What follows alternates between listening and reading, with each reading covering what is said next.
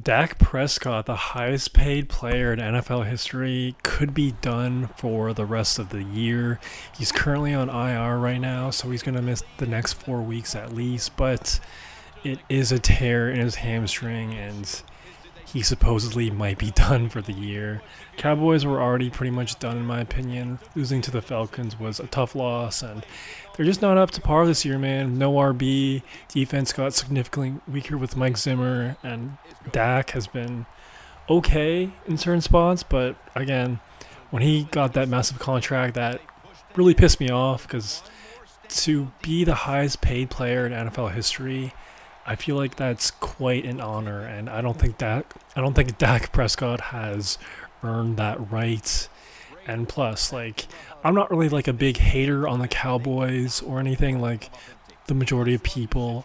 And granted, I totally understand why the Cowboys are the most hated team in the NFL, but after that contract he received, I don't know, man. Kind of hard to root for the Cowboys, kind of hard to root for Dak. But regardless, he could be done for the year, and so could potentially the Cowboys. But they have a huge division rival game this week against the Eagles. Eagles are trending in the right direction right now. And Cooper Rush is going to step in and be the QB1 instead of Trey Lance. Cooper Rush actually has a pretty respectable record as the Cowboys QB1. He holds a 5-1 record as of right now. In 2021, he replaced Dak when he went down, and he went 4-1 in that stretch, and he looked really good in that stretch. I remember, in my opinion, he looked better than Dak Prescott. He just had a solid command of that offense, and he looked really, really efficient out there. I'm curious to see if 3 years kind of being on the bench, if he learned anything else, if he improved. But again, it's kind of a hard situation to jump into when you have no run game, and it doesn't matter what caliber of quarterback you are. If you don't have a run game, it's really hard to run a complete offense. So I really don't expect Cooper Rush to kind of replicate what he did in 2021. But still, it'll be interesting to see if he kind of looks at least comparable to what Dak Prescott has looked this year. And man, to go back to Dak Prescott, I mean, if you're Jerry Jones, man, like, how do you give him that contract? When that contract came out, I don't think anybody was happy about it. Seriously, like, unless you're related to Dak or his fiance, why would you be happy about that contract? And he's got to be, I don't know, foaming at the mouth a little bit. Jerry Jones has to go, man. He just has to go. A part of me almost feels bad for Cowboys fans to a certain extent, just because, like, they're not going anywhere, bro. They are not going anywhere, and that contract is just a doom sentence. And the fact that, like, the first year on this contract, he's out for the year potentially, is just crazy to me. Sometimes you make your bed, you gotta lie in it.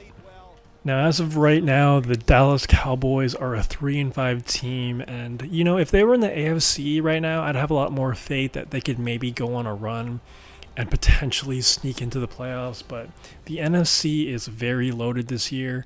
The teams above them that aren't even in the playoff picture include the Chicago Bears, the Rams, the Niners, the Bucks, and the Seahawks. I think all those teams are better than the Cowboys. Maybe not by much with the Bears and the Seahawks, but you don't have Dak Prescott. I feel like easily those teams are better. And currently, the seventh seed in the NFC are the Green Bay Packers with a 6-3 record. So the Cowboys are 3 games back. And like I said, they're playing the Eagles this week in Philly, 4:25 window game, America's game of the week, maybe. And yeah, that's a tough spot for Cooper Rush. We'll see if he could somehow sneak out the dub, but they're 3 games back. They really need to start winning now if they want a chance to make the playoffs. After that, Monday Night Football against the Texans at home, then at Washington, and then to finish off November, the Giants. So definitely a tough stretch there for sure. Eagles, Texans, Commanders. If they drop those 3 games, you can pretty much kiss the Cowboys' playoffs chances goodbye. They're extremely slim right now, and I don't know.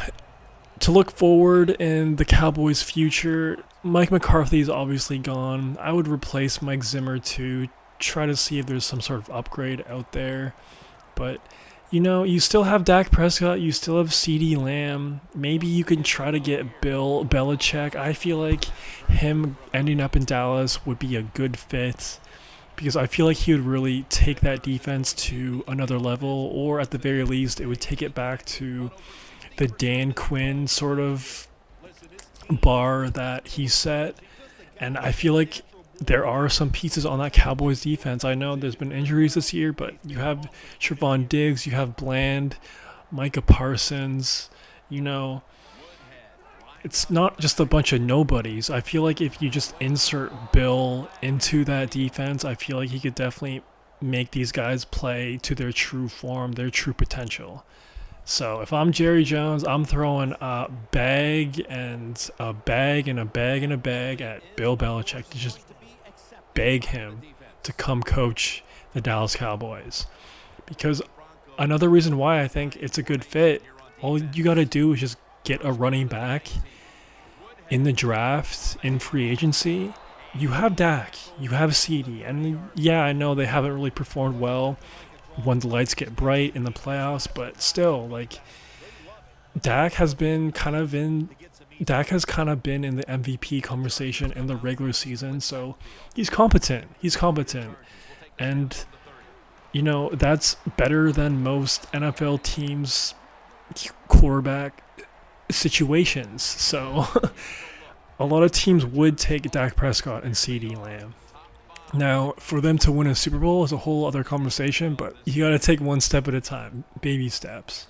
Hypothetically, they could hire a younger guy like Cliff Kingsbury as well. I feel like that would be a good fit too. It's just, I feel like it wouldn't be a bad idea to really just get a defensive-minded guy with the Cowboys, because I feel like we've seen the peak of CeeDee and Dak from last year's regular season. Like I said, it was like an MVP caliber type of offense. And I just feel like if you get the defense right and the offense is at least like top 10, top 12, I feel like the Cowboys could go on a deep playoff run.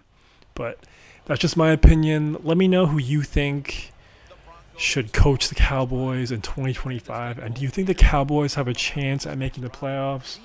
Or do you think they're all but done?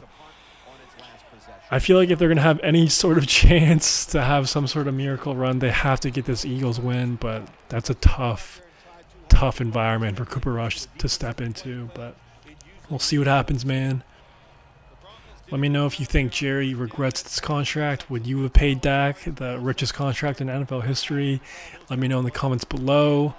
And yeah, man, if you made this far, please subscribe. It'd help out your boy a ton, and that's all I got for right now. Peace.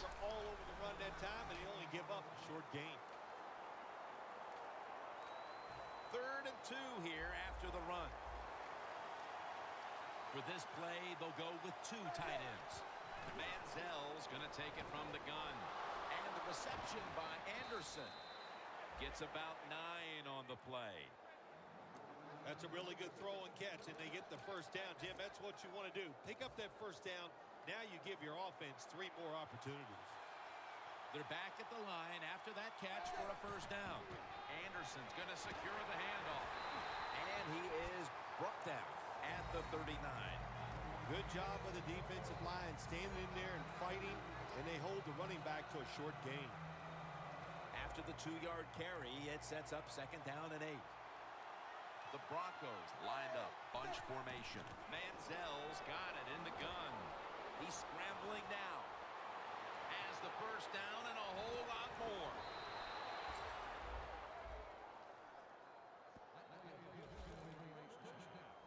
Well, if you force him out of the pocket and you force him to run, he'll do it, and he's pretty good at it. Good job. The Broncos have it at the 29. Sanders is touchdown. Broncos. That's his 9th touchdown catch this year. Phil, that's a terrific touchdown here late in the first, and they've now taken the lead. Shoot, touchdowns are terrific no matter what time you get them, though, Jim. But, hey, late in the first, what a way to answer for that offense. That was a really, really sharp drive.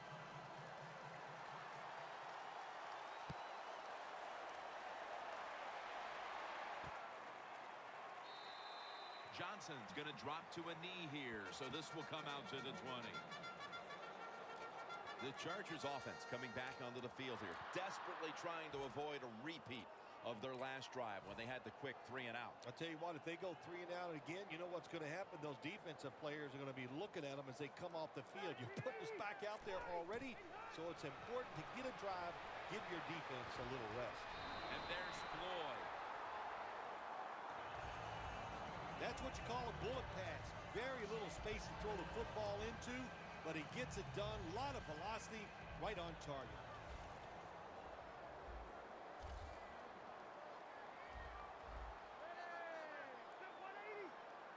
The Chargers will take the snap from the 30. Von Miller gets to the quarterback. It is truly a bonus when you can take your outside linebacker and let him rush the quarterback and he can get a sack. Nice job that time by the outside linebacker.